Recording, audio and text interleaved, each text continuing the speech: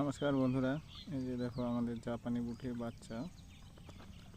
এটা তোমার নিজে নিজে অটো ব্রিড করে ফেলেছে।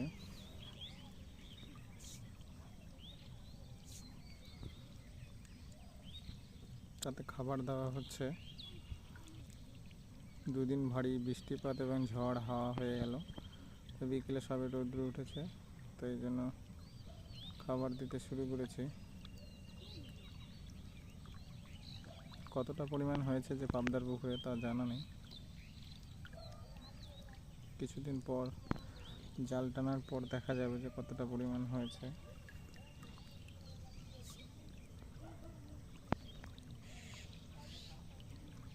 তবে জানা ছিল না যে আমেরিকান মাছের মতনও যে জাপানি পুঁটি মাছের অটো ব্রিড হয়ে থাকে।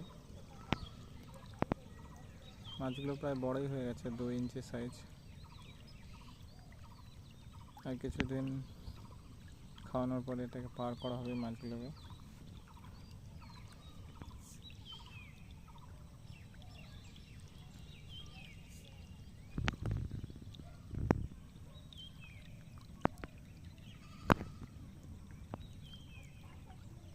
এই একটা মাগুর মাছ এসেছে খাতে।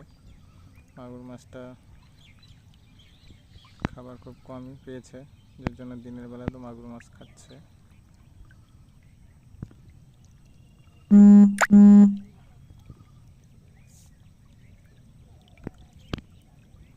দেখুন মাগুর মাছটা কীরকম ভাবে খাচ্ছে।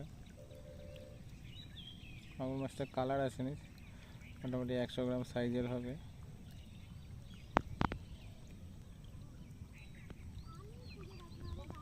এটা আমার 100 শতক জলকর একটা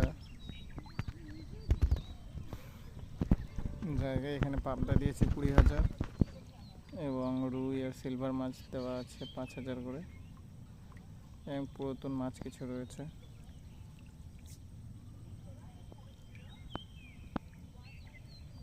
দেখা যাক কতটা পরিমাণ।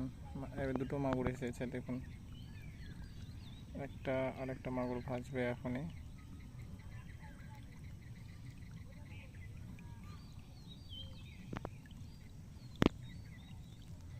এই একটা মাগুর, একটা ডুবছে, একটা আর উঠছে। এই একটা, একসঙ্গে দুটো মাগুরকে ধরা যাচ্ছে না।